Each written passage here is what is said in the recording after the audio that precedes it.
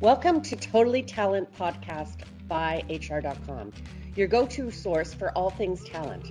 Whether you're looking for expert insights on high-volume hiring, the latest trends in recruitment technology, or strategies for building a winning team, we've got you covered. Join us for each episode as we dive deep into the challenges and opportunities shaping the talent landscape today. Let's get started. Hi, everybody. Welcome again to another edition of Totally Talent by HR.com. I am your host, Mike Wood, and we got a special one for you today. My guest today is Dimitri Boylan, who is a pioneer in the HR technology industry and the co-founder and CEO of Avature. He's a two-time category creator. He first disrupted the labor market as the co-founder and CEO of hotjobs.com, if you're as old as I am, which he took public and eventually sold to Yahoo. And then what I also did in my background reading on Dimitri is you refused to settle into corporate life, which I love, and you founded Avature to shift the industry to transactional recruiting, and you have a biophysics background. So I think all this is great. I'd just love to learn more about you. So welcome to the program, Dimitri. Mike, it's a pleasure to be here. Looking forward to chatting. So let's look back a little bit and let's talk a little bit about Hot Jobs and tell me, how did you think about Hot Jobs and how did that whole thing come together? Well, we didn't really know what we were doing. So that's the first thing out of the, we didn't, we had a staffing business and we used to put ads in the New York Times and they paid per word, per letter, I think it was actually, to put the ad in. So when email came along, we put an email address in and we thought, well, there you go. We just, bypassed the PO box, and, get the resumes directly in email. And we thought that was a pretty great thing. And then, the internet came along and, we said, well, we'll just put our ads on the internet. And the day that we went live with that, you could also upload your resume with just cut and paste. Wow. So it was a 20-second apply. And then our first customer was Silicon Graphics. We convinced them to buy the system because we used their machines to program it. And that was our angle. They're like, okay, cool, we'll buy it. And our second customer was Apple Computer that said to us, we're not going to get any hires out of this system because there's nobody going to this site. But we like the technology, so we'll buy it. Oh. And so they bought a subscription to hotjobs.com. And that was, the beginning of that business. We didn't really do any research into employment classifieds, or we didn't know how big a business it was. It was the biggest. So the biggest business for the newspaper industry back then was classifieds. And the biggest money earner within classifieds was employment advertising. And I learned a lot about this when I was doing a deal with the New York Times, which I didn't end up doing because we got acquired by Yahoo, but I was in the late stages of Hot Jobs taking over the help wanted section of the New York Times. So I learned a lot about the newspaper business from that, from meeting with them. Sometimes as an entrepreneur, you really work just on some issues that you have in front of you that you want to solve. You don't really, know too much about everything else that's going on. And that actually helps you because I think sometimes if you do too much research, you just don't, you don't do it, right? Yeah. You're looking at it like I'm paying for this. I'm paying by letter. Most addresses are long. What's an easy way to cut back on, that's probably like a huge savings right there to get it back to just email. And then now you have the internet coming out. Here you are. So yeah, we just you could have stepped away. Yeah. Yeah. We let them create ads with HTML. That's great. So you could have stepped away and you could have retired off into the sunset and done, whatever, but you came back and you decided to found Avature. Can you tell our listeners a little bit about Avature and why you decided to jump back into HR tech? Well, you jump back in because, at that point I was 42 years old. I didn't want to move to California. The Yahoo people were nice, but the epicenter of that company was Sunnyvale, California. And I was a New York guy, so I wasn't going to do it. So then, what happens when you don't have a job is you end up, I read the newspaper so thoroughly that I was reading the obituaries every day. I was keeping track of who was dying. And I said, all right, I got to do something. I did. So I helped turn around a internet company in China, and that was interesting. Xiaopin, it later went public on the NASDAQ and got bought up by the Seek guys. For people who know Seek from Australia, that they run a lot of the job boards in Asia now. So that was interesting because I went back and forth to China. I sat on the board. I did some stuff in Europe, consulting for a year or two, and then I went to an HR conference, and I think it was HR. It was HR Tech. No, it wasn't HR Tech, but it was an HR conference, and they were talking about a whole bunch of things that I felt were interesting, but not the point. So I said to the audience, I was speaking at it. I said to the audience, I said, if you want to think outside the box, you think inside somebody else's box. Okay. I mean, it's really hard to just be outside the box. This was what their whole thing was about, thinking outside the box. So I said, let's look into somebody else's box and let's look into the marketing box, because marketing is changing. It's going from TV, to and newspapers to a digital expression. And the good thing about that is that even the marketing people don't know a lot about it yet. This is 2004, mind you. Okay, I said the marketing people are having to learn the whole new game, and recruiting should just learn that game too. And you have to start thinking about how to get attention from a consumer. And that attention span is very small. It's probably going to shrink a lot more. Digitally, you're going to have to know how to do that. It's going to become the number one way to do it. And so I went home from that, and then we decided to create Avature CRM. We said, well, recruiting needs a CRM, something to develop the pipeline, because the ATSs were just not bringing in the candidates that the people needed. So we introduced CRM. And so, tell me where Avature is today. How big are you guys? All the different things that you do. Yeah. So it's a long way from then. That was 20 years ago. Yeah. Okay. 20 years. So we produce a whole suite of HR products, from, learning, performance, internal mobility. But it happened over 20 years in an interesting way. I mean, we started with the CRM. Our customers were struggling with their ATSs. We configured an ATS solution so they could stay on one platform. Then our customers wanted to do internal mobility. They started doing it with the application, because our application has a workflow builder. So they were building these internal mobility things.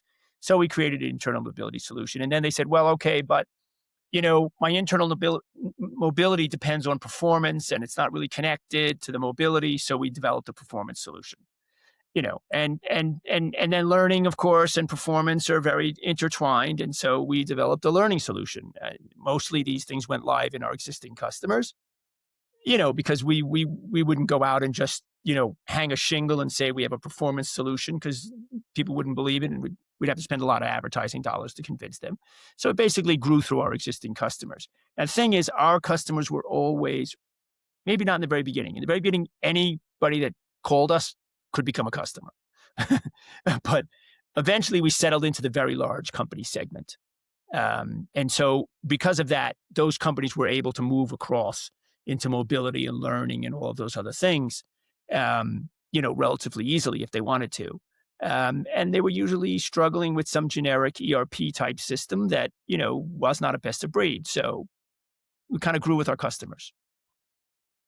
That's great. I do want to talk to you a little bit about what's happening today. I don't just want to talk about 20 years ago, because I feel like we're at another big inflection point from, going from newspapers to the internet to AI or whatever this is now. And I do like that you prioritize candidate experience, because I think that is something that, as companies have tried to scale up, that's a low priority thing. They don't care about the candidate experience. But tell me your thoughts about candidate experience and how you guys make sure you have a positive one. Well, I think, one of the things that happened when we came in with CRM is the ATS systems had already fallen probably about 10 years behind in terms of the employment sites. Now, I was an employment site, hotjobs.com, that was all about employment site, right? But the corporate systems 10 years later, they were still asking people to invent usernames, and then you'd like John 66 and be like, no, John 66 is taken, try again. And this was for a candidate who wanted to put their resume in. And if they're Workday, they're still doing it. Yeah. And that's a really bad experience. But it's not, the consumer grade experience advanced at a very good pace, probably not in the first few years of the internet, but around 2000, 2001, it really started accelerating, okay? When Amazon was developing great experience and, you had systems that were really pulling away from the pack because their experience was better. And that's when HR started looking at it and saying, hey, our experience is not so good. So we could fix a lot of that with CRM, but we couldn't fix all of it because after you gave them a great experience, a branded experience, a personalized experience, an informative experience, then they went to the career site and it's like, you don't even know me and now? Like I had all this communication with you and now I'm just an unknown trying to go through this thing that seems not to be modern. So that's how we got into the ATS, because the candidate experience. And then really, that leads to onboarding because, they did research about consumer experiences. And what they found that is if there's 10 steps in a consumer experience and the consumer has a bad experience in step number 8, they will rank the entire thing bad. So you can't isolate a consumer experience that in their mind is one thing. And in their mind, it's like, I'm getting a job. So it's everything about getting a job. I think that, and maybe it's through COVID, but I've started to notice that post-COVID, I was part of a layoff and I was back looking for jobs and I write about these jobs sites and I'm just getting frustrated with like the actual experience of the applicant. And I just wish the thing that mattered to me the most and that no one's really quite solved yet is show me where I am in the process. If I order something on Amazon, I know where it is in the process. If I order a pizza, I know where the driver is. Like job hunting is one thing that it just goes out into the black hole. And so I just don't know why we haven't had a little bit more transparency. Well, I'll give you a hint. Okay. So if you look at the ATS systems, maybe not, I don't know about now today, but like 5 years ago, because I'm not so into it right now.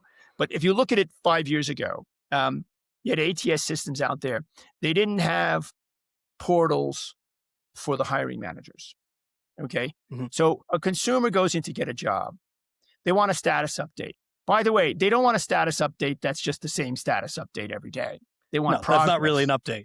Right. They want progress update. Recruiting organizations had a terrible time managing the relationship with the hiring manager. And when we created an ATS, we said, all right, we have to differentiate. We're not just going to create an ATS like the other ATSs that are out there. If we're going to go into ATS, it's going to have to be an experience-based thing. We're going to have to take our workflow. We're going to have to fix the relationship between the recruiter and the hiring manager because that's going to speed up the turnaround time. And the turnaround time, after you get everything else, you get the website to look nice. And that's absolutely important. And you get the login experience or the no login or the easy apply, easy to find the job. You can do all of those things. If the candidate gets hung up and doesn't hear anything for 2 months, they hate it anyway. They're not internet website evaluation professionals. I went in, I never heard anything. I hate these guys. So in the ATS, we said, well, we've got to help the recruiting organization manage the relationship with, so we have company, our average customer might have like 40, 50 recruiters. They might have 5, 6, 7, 10,000 hiring managers. If you have 10,000 hiring managers, you have to have a system that helps you to manage the relationships with those 10,000 people. Because if those relationships aren't good, you never get a really good candidate experience. No, you could have all the tech in the world, but if you don't have the relationship that makes the foundation between the hiring manager, I mean, I'm amazed so I'll give like webinars and stuff now, and I'll be like, that's the biggest thing that you need is alignment with the hiring manager first. And it just amazes me that that's still an issue nowadays. Well, maybe it's because the hiring managers don't know exactly what they want. Well, but it's the job of the recruiter to help a good recruiter helps a hiring manager understand what they want and helps them understand what they can get. right? Because Mm-hmm. what you can get, what we can do for you in this time frame, at this cost, at that cost, is part of a good recruiter's job. Um, so we were talking about the relationship. We were also talking about building talent pools, right? Like building Mm-hmm. pipelines so that when you had conversations with hiring managers, you could talk about what's available in the market, um, metrics and analytics that allows a recruiter to go into a hiring manager and forecast the outcome, right? Mm-hmm. And to talk at a level that helps the hiring manager give up on some things and agree to some other things, and for our customers, if you have 200 recruiters and 10,000 hiring managers, you're often moving recruiters around to different hiring managers, and you have some recruiters that are junior, and you have mid-level people, and you have senior level people. And if you send a junior level recruiter off to a hiring manager that's been hiring in the company for 10 years, and he realizes that the junior recruiter knows less than he does, there's no respect there. And that that's going to be a problem. On the other hand, if you have a hiring manager that's never hired in the company before, the recruiter should be meeting with that hiring manager and saying, let me explain to you what's gone down here over the last 5 years and what you can expect out of us. And if you can't come with the data to do that, why would anybody say, okay, I'll give up on this, but I'll take that, but I'll go for this and buy, why would they do that? They tune you out and they just say, send me applicants. Okay. And that's where the candidate experience gets broken down after you've fixed things like the website, right? Now, I love that you have a biophysics background because that's Oh, well, interesting, and you don't find a lot of people that have that. But I like how you're looking at these issues that, like, okay, it doesn't make sense if I have this amount of recruiters and then this amount of hiring managers. Like, how else does like the whole scientific background kind of help you? Like, do you even notice it? well, I mean, doing math and physics and chemistry it's a good education. I learned the most in graduate school for sure. And I think you learn to dig in and do research and work on things which you don't know what the outcome is going to be. A lot of school, even early parts of college, are things where teachers give you things to do. In graduate school, my professor, he said, look, this is what I do research on. Here's a bunch of code that's been written on this Cray supercomputer. It's not documented, okay? And as far as the math is concerned, the library's down the block. So, if you need anything, there it is. And that was good for me. I mean, I think that made it easier for me to be an entrepreneur. I mean, Yeah, does it helpful self-directed. now? I mean, if I want to read more about AI, it probably does help me. I read some papers that, you don't really need to read to be in the software business. I'll tell you one thing that's interesting. I'm in the software business now, and artificial intelligence has introduced a scientific aspect to the software business. And I see some guys in the software business struggling with that. Mm-hmm. It's a little more science now than it used to be. There's a lot more of your customers have to be able to trust what you're saying and not be able to find contradictory information at the drop of a dime too. Like stuff that you could get away with on the sales side at companies that I've been in the past, the kind of, sales guys kind of embellish things when you can't get away with that. Because like I could say, Google Gemini, hey, take a look at Avature's product and give me everything about them. And so I can do my own research now easily. Yeah, I think, in general, AI is making public information readily putting it at the fingertips of anyone at any time. And that's what we're going to see as the first wave, right? Like anything that's public, you can get it with a quick prompt now. Mm-hmm. And I think that when you look at, so you started by talking about hot jobs. I say to people, this particular period of the last 2 years and probably the next few, for me, it's like a deja vu. It's really like back Yeah. to 1997, where at that time, we really did underestimate the impact of the things that we were doing. We had no idea what the full impact was going to be. I mean, we had some fuzzy idea. And so I think, I look at AI today and yes, it's filled, there's a huge amount of hype. But there's a certain amount of science that's been developed over the past 30, 40 years. The neuroscientists and the computer scientists really did get together and spend 40 years banging away on things. And, that stuff is coming into commercial use now. And, some companies are going to figure out how to use it effectively.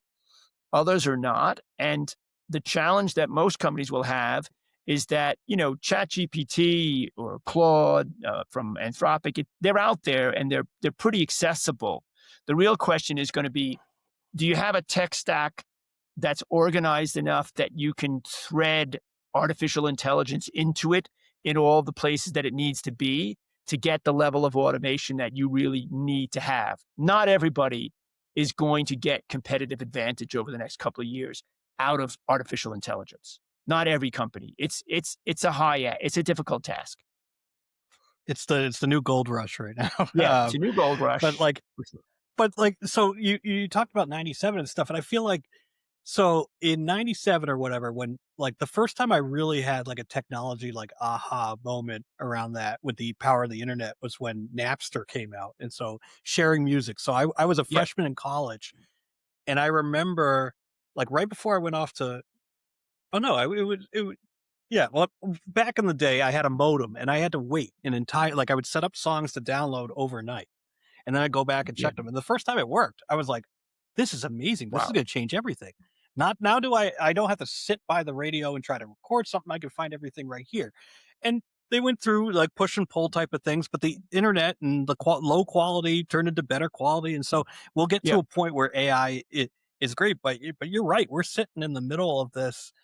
And I don't know if the economy is reflecting that or not, but everybody's kind of like hands tied with, what do we do? Because things are changing so fast. Well, we did a survey of our customers, and our customers are, 4, 5, 600 of the largest companies in the world. I mean, France, England, Australia, China, US, obviously, Germany.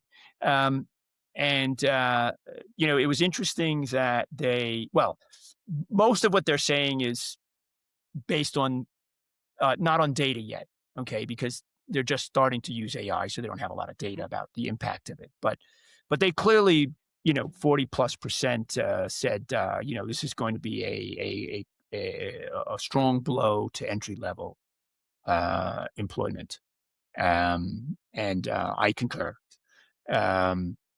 They also interestingly said that they would keep existing employees longer because they have a pyramid model. You hire a lot of people at the entry level and you pick out the people and promote the ones that do better.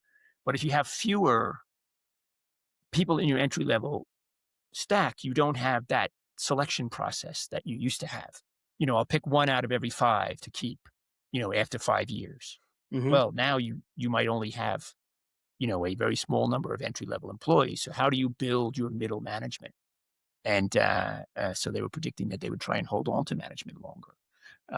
That's interesting because, I mean, the market right now is not the time to be graduating college, but we're also at another time where the worth of a college degree isn't worth what it was 30 years ago.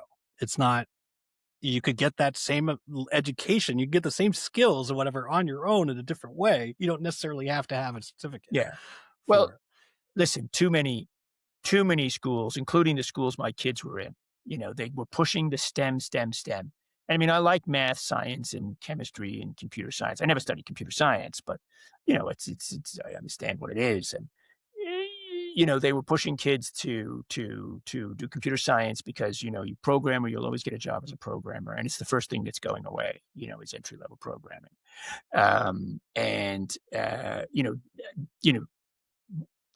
Even when they were pushing this before the AI was out, I was saying, that it's too much. There's kids that don't want to do computer science and they're doing it because they think they're going to make money on it.